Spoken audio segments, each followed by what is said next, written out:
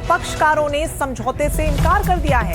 हिंदू मुस्लिम पक्षकारों ने इनकार करते हुए कहा कि लोक अदालत के जरिए समझौता नहीं होगा।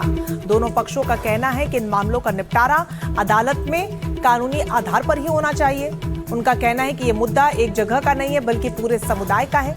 आपको बता दें कि मथुरा ज्ञान व्यापी संभल पर सुप्रीम कोर्ट ने लोक अदालत के जरिए समाधान निकालने की बात कही थी, लेकिन सुप्रीम कोर्ट की इस पेशकश को दोनों पक्षकारों ने मानने से इनकार कर दिया है और कहा है कि लोक अदालत नहीं बल्कि कानूनी आधार पर ही इस पूरे मामले को सुलझाया जाए।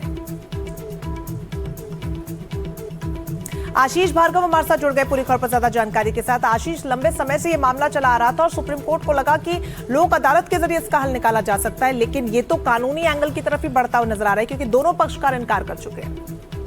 जी बिल्कुल, देखिए हिंदू पक्ष का कहना था साफ तौर पर कि वो किसी तरह का समझौता नहीं चाहते। आउट ऑफ कोर्ट में बात होगी। हाँ, उन्होंने ये भी कहा कि अगर मुस्लिम पक्ष अपना दावा छोड़ दे तो उनको कोई आपत्ति नहीं है, लेकिन ऐसा हो नहीं सकता, इसलिए वहां से मना हो गया। मुस्लिम पक्ष का सीधा सीधा कहना है कि ये मामला जो है संवैधानिक और कानूनी मामला है जिसका निपटारा अदालत कानूनी तौर पर हो सकता है, ना कि समझौते के जरिए। तो इसलिए वो भी इस समझौते में शामिल नहीं होना चाहते, वो लोक अदालत में नहीं जाना चाहते हैं, ये उन्होंने साफ इंकार कर दिया है।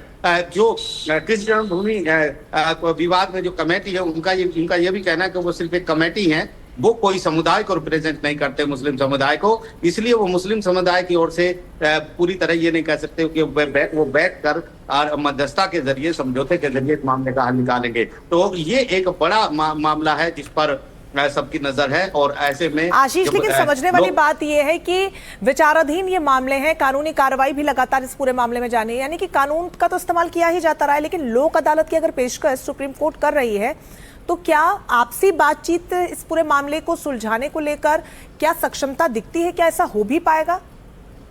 देखिए, ये बहुत दूर की कौड़ी है। मुझे नहीं लगता कि लोक अदालत के मध्यस्थता के जरिए ये फैसला हो सकता है। राम मंदिर में भी यही हुआ था। अयोध्या मामले में सुप्रीम कोर्ट ने कहा था कि सारे पक्ष एक टेबल पर बैठे, हम अपने जज लगाने को तैयार हैं। इसके बाद जो नई कमेटी नई बेंच बनी थी, उन्होंने जस्टिस खलीफुल्लाह जो सुप्रीम कोर्ट के रिटायर्ड जज थे, उनकी अगुवाई में 3 मेंबर्स की कमेटी बनाई थी जिन्होंने मध्यस्थता की कोशिश की थी। वो मध्यस्थता फेल हो गई थी और उसके बाद उन्होंने सुप्रीम कोर्ट को रिपोर्ट सौंपी कि मध्यस्थता नहीं हो सकती है, समझौता नहीं हो सकता है।